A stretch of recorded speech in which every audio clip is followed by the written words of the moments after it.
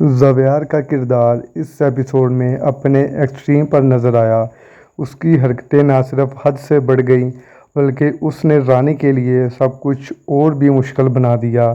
ہر موڑ پر اس کا راستہ روکنے کا انداز صرف اس کی ضد اور گھٹیا سوچ کو بیان کرتا ہے۔ رانی جو پہلے ہی مجبور ہے، آخر کار اس کی حد سے بڑھتی بدتمیزی پر خاموش نہیں رہ پاتی اور اسے تھپڑ مار دیتی ہے۔ یہ تھپڑ زاویار کے ایگو پر ایسا لگا کہ وہ اپنا ہوش کھو بیٹھا۔ اسے یہ بے عزتی برداشت نہیں ہوتی۔ اگلے ہی سین میں جب وہ رانی اور راجا کے پاس جاتا ہے، دروازہ بند کر کے رانی کو دھمکانے لگتا ہے۔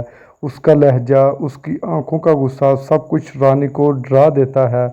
وہ اسے کہتا ہے کہ اس نے اس کے ساتھ جو کچھ کیا اس کا بدلہ ضرور لے گا۔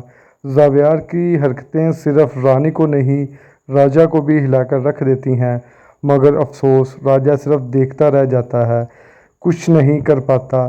رانی کی خاموشی، اس کا درد، سب کچھ اسکرین پر اتنا گہرا تھا کہ اگلے دن اس نے راجا سے ملنا تک چھوڑ دیا۔ دوسری طرف راجا اس کی یادوں میں گم رہتا ہے۔ یہ ایپیسوڈ ایموشنز، غصہ، بے عزتی اور بے آواز مزاحمت کا ایک انوکھا مکس تھا۔ کیا رانی اس سب سے ابھر پائے گی؟ کیا راجا کبھی ہمت جتا پائے گا؟ آپ لوگوں کی اس بارے میں کیا رائے ہے؟ کمنٹ باکس میں لازمی بتائیے گا۔ اگر آپ کو ہماری آج کی ویڈیو پسند آئی ہو تو ویڈیو کو لائک اور چینل کو سبسکرائب ضرور کر دیجیے گا۔ ہم ملتے ہیں نیکسٹ ویڈیو میں، تب تک اپنا اور اپنے پیاروں کا خاص خیال رکھیں۔ شکریہ۔